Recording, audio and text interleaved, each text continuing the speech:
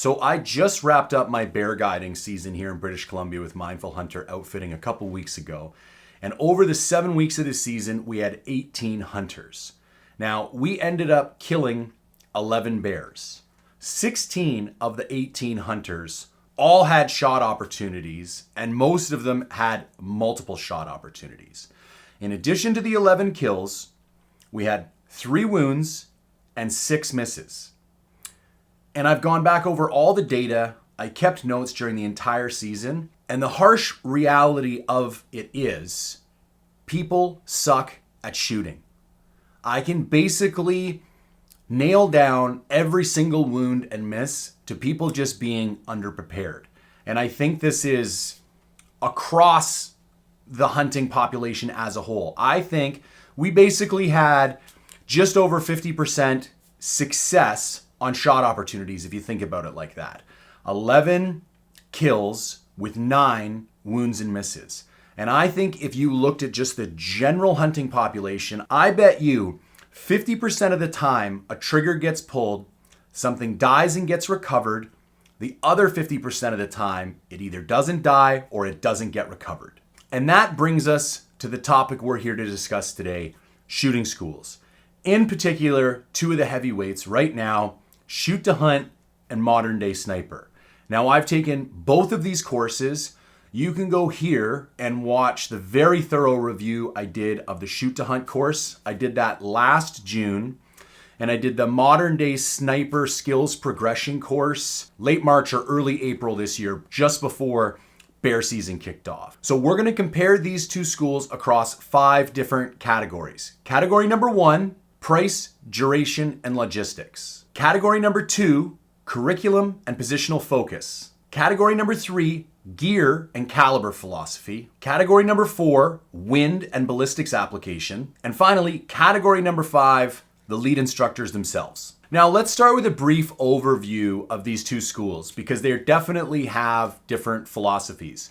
Shoot to Hunt is primarily focused on developing real-world competency in hunting situations. Zero focus whatsoever on the competitive shooting sports. Now, Modern Day Sniper definitely has some roots in the hunting industry. Caylen is a very accomplished hunter himself, and they definitely cover some hunting material in the course. But I would say their main demographic tends to be competitive shooters who also hunt. Jumping right into category 1, we have price. The Shoot to Hunt course goes for $3,600 USD.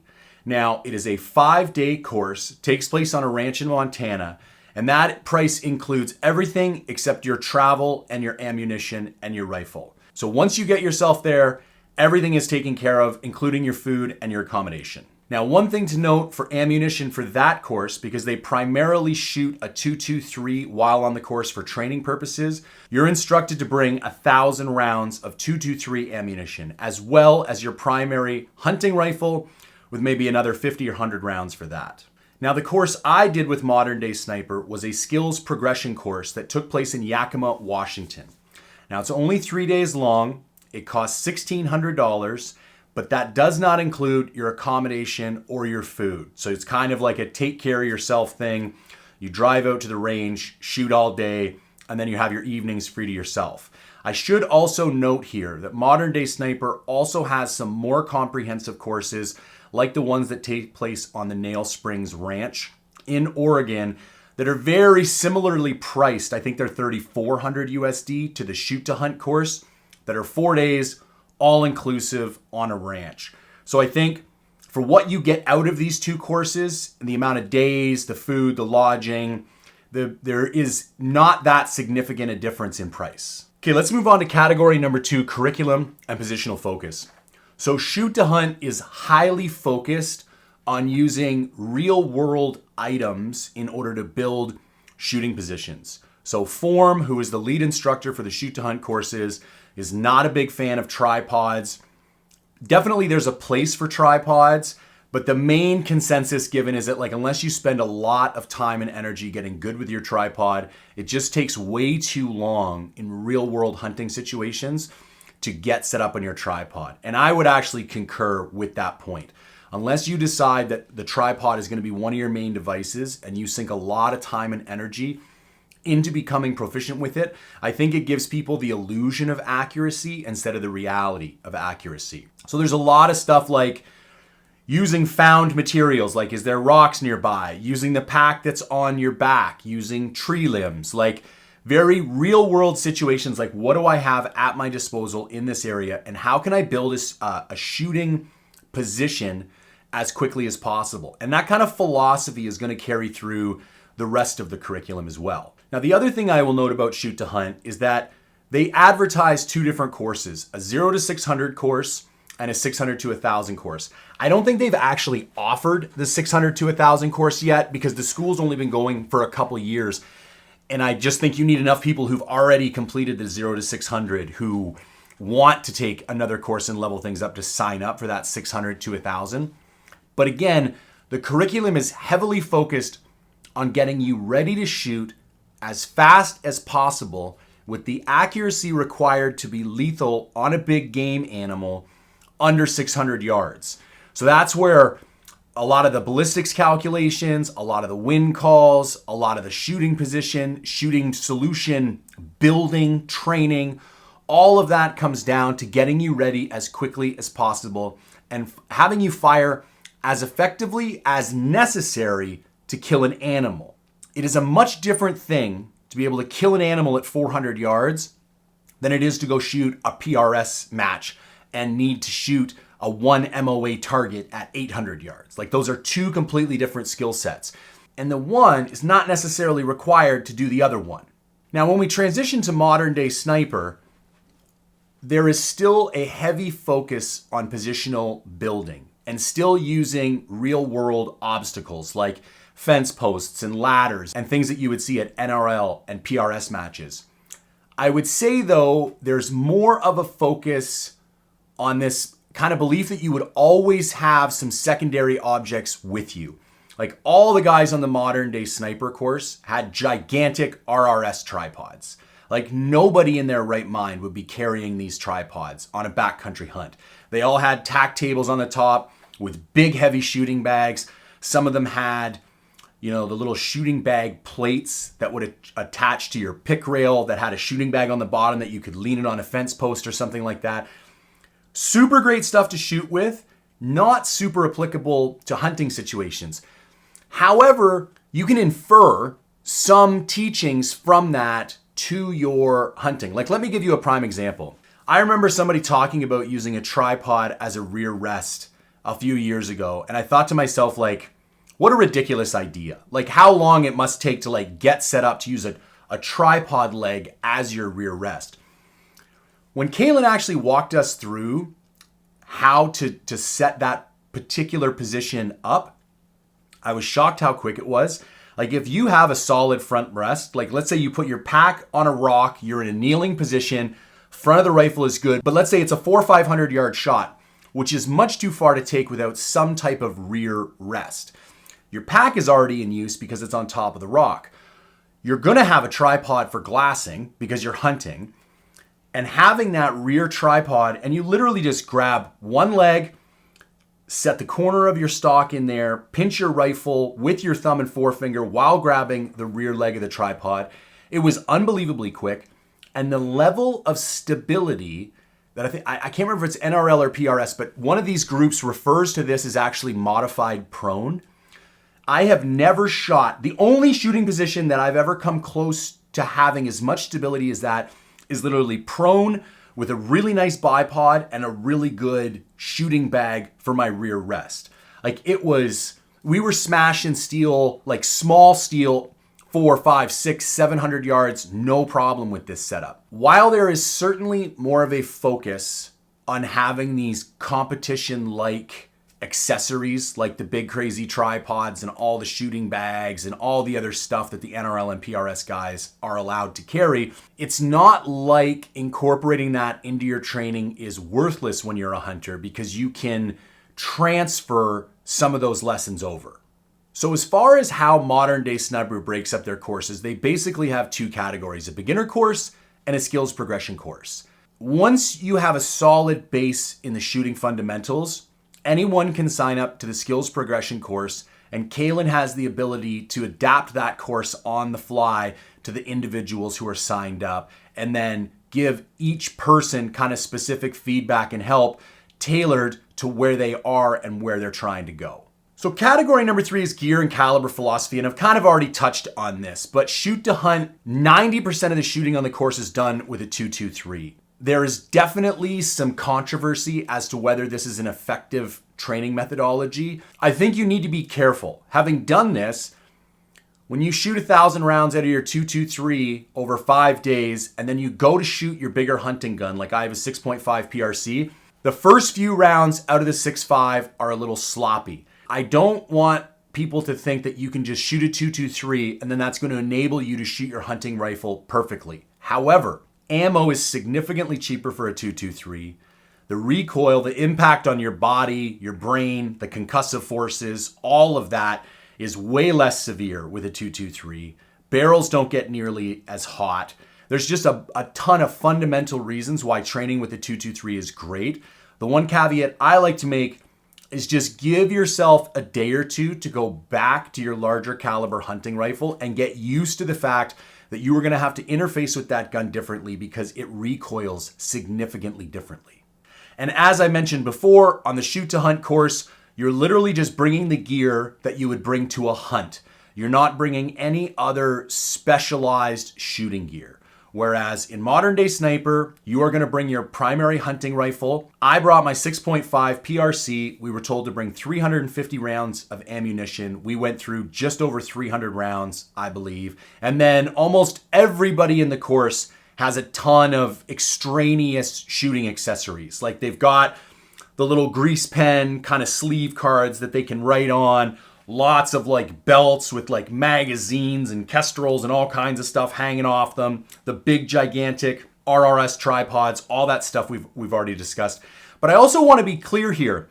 A lot of those guys also had like, I was shooting an 8-pound Tikka, and a lot of those guys had open heavy guns from 12 to 16 pounds.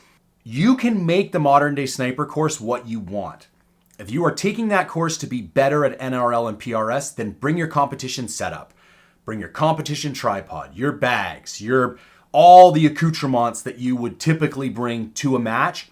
However, if you want to get better as a hunter, just bring your hunting stuff and just realize you're not going to shoot quite as good as these guys. Like my 8-pound Tikka is not going to shoot as good as a 16-pound 6 Creed. Like it's just not going to happen. However, if the importance for me is to increase my lethality while hunting, then I'm going to bring the stuff that I use in the field. I'm going to bring my backcountry tripod. I'm going to bring my ultralight shooting bag. I'm going to bring a lightweight bipod, a lightweight rifle. I'm going to shoot a caliber that has sufficient, recoil, but also can do enough terminal damage to inflict a lethal shot.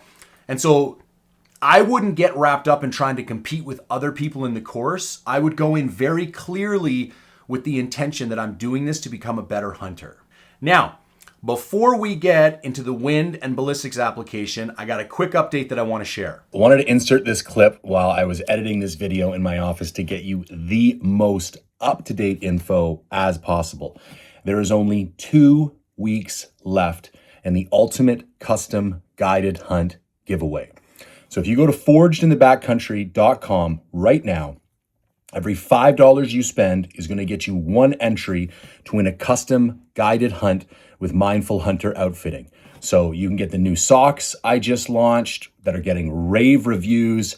The boxers are in stock, all sizes, all colors, and of course, the waterproof hats. So what do you actually win? So I will work with the winner to craft the hunt of a lifetime from any of the selections that Mindful Hunter Outfitting offers. So you can do bear or mule deer in British Columbia.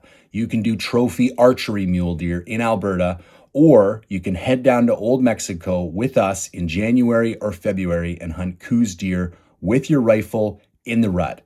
So get on over, forgedinthebackcountry.com. Every $5 you spend will give you 1 entry to win. There's only 2 weeks left. I am not going to get into the exact specifics of the curriculum as far as the wind and ballistic solving applications between shoot to hunt and modern day sniper because we would be here all day. What I am going to do is describe the difference in philosophy. And it's the same theme. Shoot to hunt is about getting prepared as quickly as possible to deliver a lethal shot. Modern day sniper is more geared to use the time you have allotted to become as precise as possible. Shoot to hunt promotes this like quick drop, kind of back of the envelope ballistics calculation.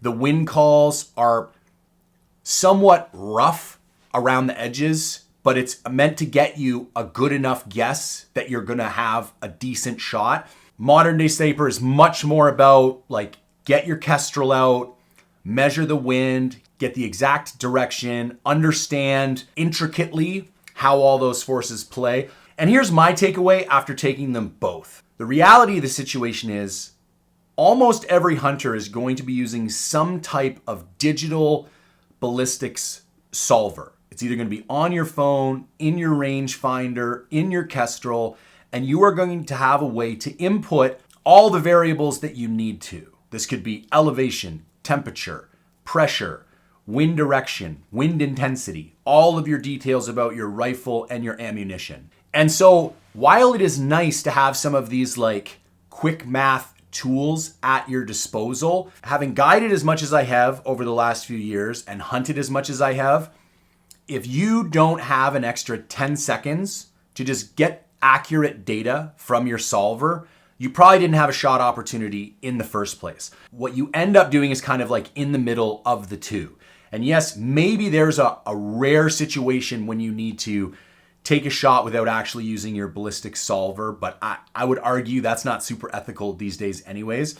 And maybe there's a situation, I've been on goat hunts where I had an hour to set up for a goat. So I could literally do every equation under the sun. I was literally comparing the solutions from two different ballistic solving apps. But the reality is 90% of the time, it's somewhere in the middle. You have a limited amount of time, but you have enough time to use an app or some type of digital solver to come up with a solution. All right, category number 5, the lead instructors. I personally think this is probably the single biggest difference between the two courses, and depending on your personality, is going to dictate which of these courses you're better suited to, or if one of these courses might be something that you're just not into at all. So I think there's a quote on Rockslide that describes Form as the most likable asshole you'll ever meet. Form has a military background.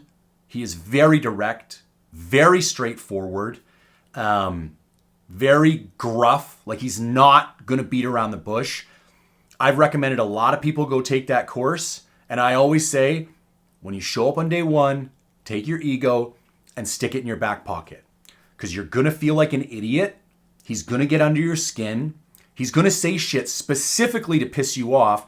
I had this really interesting experience. I think it was at the end of day 3, and we were doing our first really like high pressured shooting scenarios where we had 5 or 6 different targets, 2 or 3 different barricade things set up. And we were having to go through this like round of shooting setups, and we were being scored, and there was a timer running, and he's yelling at us, and I completely lost my cool.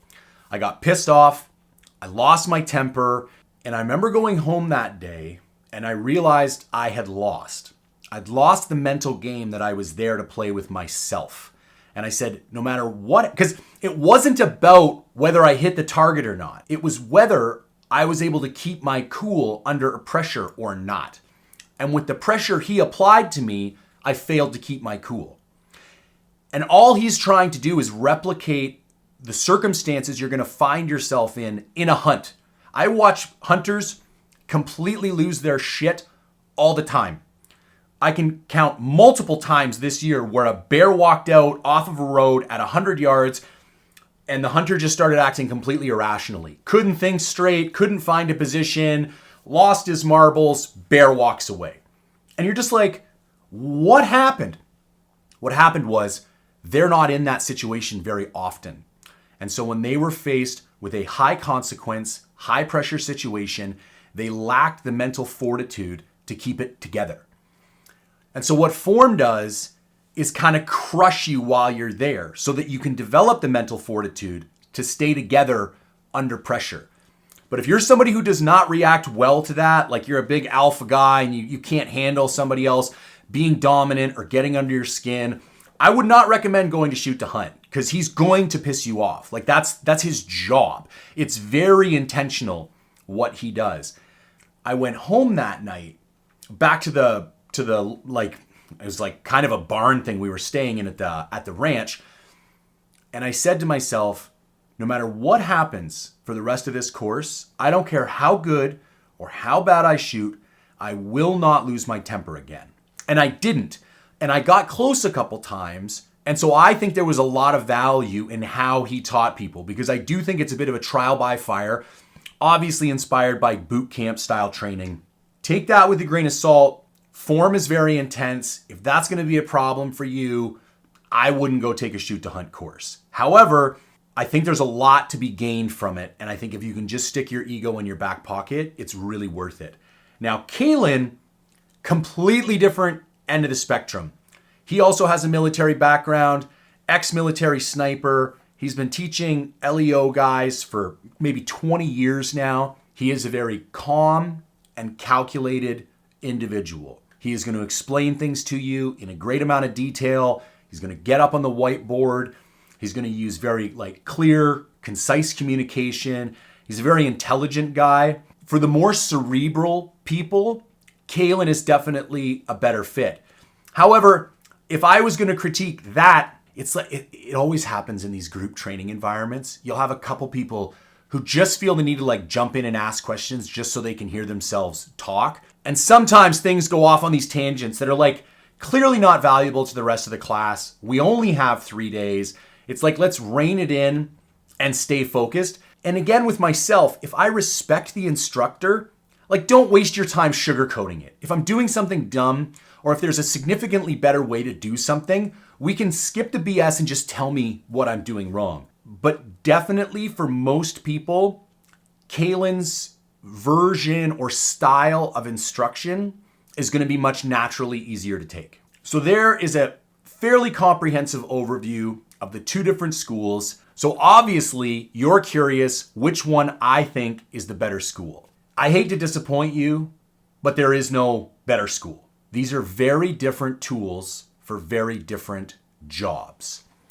I will say this much, going back to those guiding statistics that we opened up with, 70% of the misses and wounds would have been best addressed through the shoot to hunt course, because they were things like a bear came walking out on a road at 100 yards, hunter had 10 to 15 seconds before that bear was gone, and they were unable to execute appropriately. The other 30% would have benefited more from the modern day sniper course.